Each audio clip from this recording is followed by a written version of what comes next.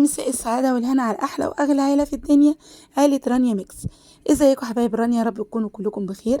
النهارده بقى هنعمل ايه مع بعض؟ هنعمل مع بعض الرز بلبن الجاهز اللي كل اللي بياكله بره بيتجنن عليه ومش عارف الكرمشه بتاعته بتيجي منين، والقوام الكريمي برضو بيجي ازاي. يا جماعه بتاكلي الرز بتاعنا النهارده كأنك فعلا بتاكلي ايس كريم او ايه، او بتاكلي كريم شانتيه زي ما تقولي قولي، بس لازم تجربي الطريقه بتاعتي وايه وتقولي لي ايه رايك فيها. زي ما انت شايفه كده. طب هو هنا دلوقتي الوش مش مكرمش عشان لسه هوريكم هو هيكرمش ازاي.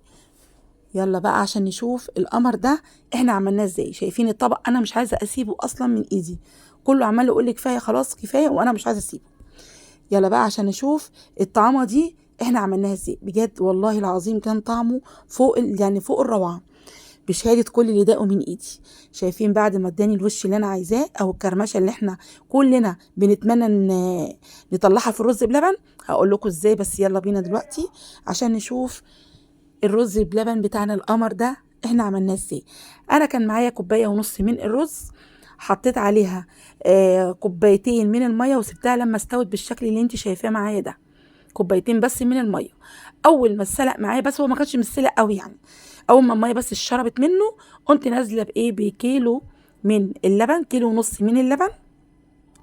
وهقلبه طبعا كويس قوي عشان ما يبقاش فيه اي حاجه من تحت من القاع. تتاكدي كويس قوي ان انت مقلبه الرز عشان اي حاجه هتلزق في القاع هتتحرق منك. وبنزل دلوقتي بكوبايه، المج بتاعنا اللي احنا بنشرب فيه الشاي العادي، بنزل بكوبايه ونص من السكر وبقلب اهو. طبعا هو لسه مغليش اللبن، لسه مغليش معايا. بقلب كويس جدا جدا. اللبن لازم يكون جاموسي، انا باكد بلاش اللبن اللي احنا بنجيبه اللي هو بيبقى معلب دوك او اللي هو الاكياس والكلام ده، لا لازم يكون من لبان تكوني انت واثقه فيه جدا، ويكون لبن جاموسي عشان يبقى فيه القشطه بتاعته ويبقى بخيره. وبنزل دلوقتي بنص الكوبايه السكر اللي احنا قلنا عليها. يبقى احنا كده حطينا ايه، كوبايه ونص من الميه وعليهم كوبايه ونص من السكر وايه ولتر ونص من اللبن. هنقلب كويس جدا. انا معايا لسه، خلي بالك معايا لسه لتر اللبن. هي ايه هرجع تاني اضيفه تاني واحطه. ماشي. انا هنا كنت حطيت اللبن على فكره، بس للاسف هي اتقطعت مش عارفه ليه. يبقى احنا المقدار بتاعنا هنا واخد مني 2 كيلو، بس انا خليتهم حطيت نص كيلو نص بس لبن، يعني واخد مني 2 كيلو من اللبن. وبنزل هنا بمعلقتين من الكريم شانتيه. طيب انا ما عنديش رانيا كريم شانتيه، انا الحقيقه بجيب اللي هي الكريمه اللباني اللي هي البودر. حطيت منها معلقه ومعلقه من كريم شانتيه لاجل الامانه قدامكم. طبعا لو انت عندك، لو قدرتي توصلي يعني عرفتي تجيبي الكريمه اللباني البودر يبقى 100 100، مفيش بعد كده. ما عرفتيش خلاص كريم شانتيه اللي هو الخام هتحطيه منه معلقتين من معلقه الاكل على المقدار ده كله، بس مش هنحط يعني مش هتحطي اكتر من كده. وهنا حطيت برضو، بصوا معرفش ايه الكاميرا كل شويه تفصل ليه، هنا كنت حطيت برضو معلقتين من اللبن البودره. يعني اكيد انتوا خدتوا بالكم ان هو كان فيه لون مصفر للاسف، يعني مش عارفه والله. الحمد لله. المهم بقلب كويس جدا، هو طبعا بيغلي معايا هنا. طيب انا خلاص اتاكدت دلوقتي ان الرز بتاعي استوى وبقى ايه، وبقى 100 100. خلي بالك انا كنت بقول لك ان انا لسه بحط الايه، كان في كوبايه لبن انا ركناها على جنب، حطيت فيها بس مش اكتر من معلقتين ممسوحين كبار من النشا. معلقتين يعني تقدري تقولي كوبايه لبن او ايه، او نص كوبايه لبن. كنت واخداها من المقدار اللبن بتاعي كله كامل. فانا رحت جايه حاطه فيهم معلقتين ممسوحين من النشا، وبفضل اقلب لحد ما يبتدي يتقل معايا بالشكل وهتشوفي. بصي بقى، انا اهم حاجه عايزه اقول لك عليها واكد لك عليها، اوعي واياكي ثم اياكي تخلي الرز بلبن يبقى تقيل قوي، لازم يبقى فيه سيوله، يعني ما يبقاش تقيل قوي.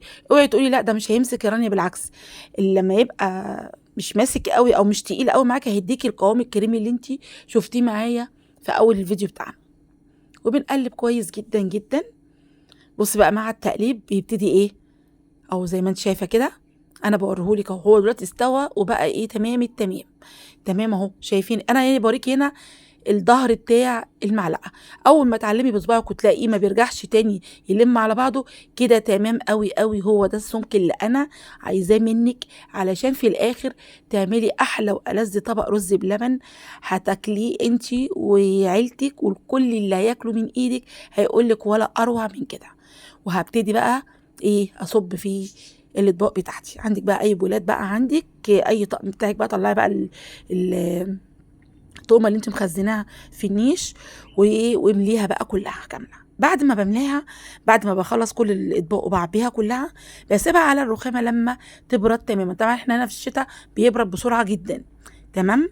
انا لما كنت بوريه لكم قبل الوش كان بعد ما اتعمل بحوالي ساعه، وهو كل ده على الرخامه. بعدها خدت ورحت مغطيه كل طبق بستريتش لاب، ورحت جايه مدخلاه فين؟ مدخلاه التلاجة لمده ساعه بالظبط.